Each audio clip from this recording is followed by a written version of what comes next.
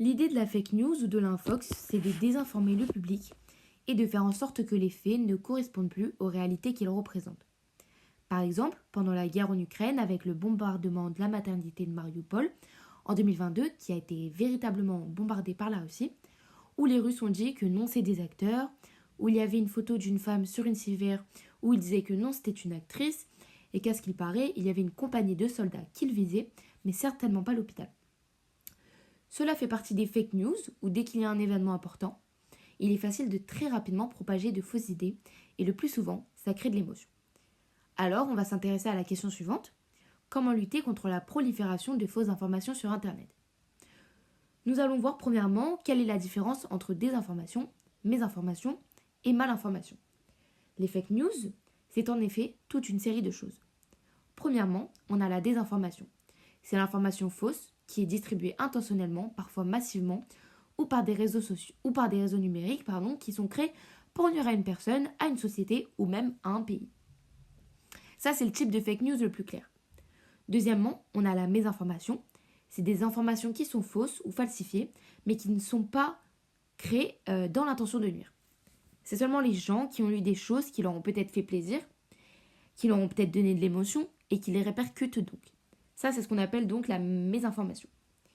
Pour finir, on a la malinformation. C'est une information ou des prétendues informations basées sur des réalités, mais qui sont utilisées pour porter préjudice à une organisation, à un pays, etc.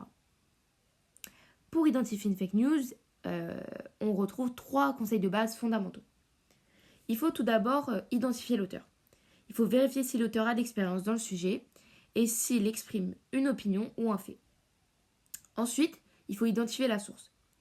Est-ce que ça vient d'un site, d'un autre compte réseau social, d'un média? Est-ce que les sources sont mentionnées explicitement ou bien les choses sont affirmées sans aucune source? Et très important, est-ce qu'on peut recouper les sources, c'est-à-dire est-ce qu'on peut les comparer, est-ce qu'on peut les identifier? Pour finir, il faut analyser l'objectif de l'information donnée, à quoi sert-elle?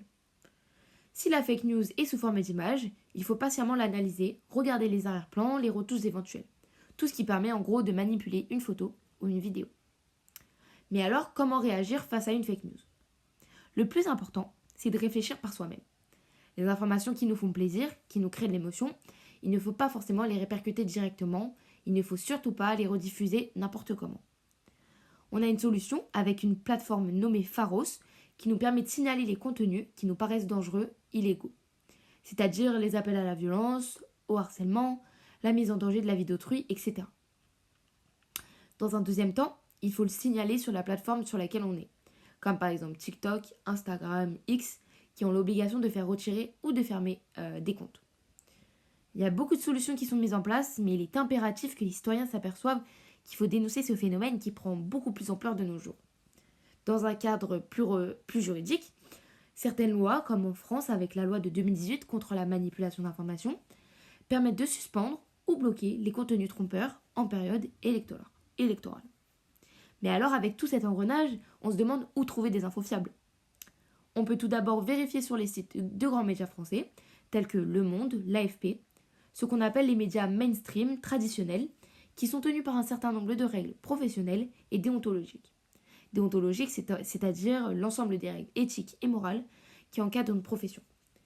Les infos sont donc vérifiées, reconnues et recoupées par des professionnels. En conclusion, les fausses informations se diffusent parfois plus vite que les vraies et peuvent manipuler l'opinion ou nuire gravement. Pour les combattre, il est essentiel de vérifier les sources, réfléchir avant de partager et signaler les contenus douteux. Et bien sûr, chacun a un rôle à jouer en étant vigilant et bien informé. Nous pouvons tous contribuer à lutter contre la désinformation.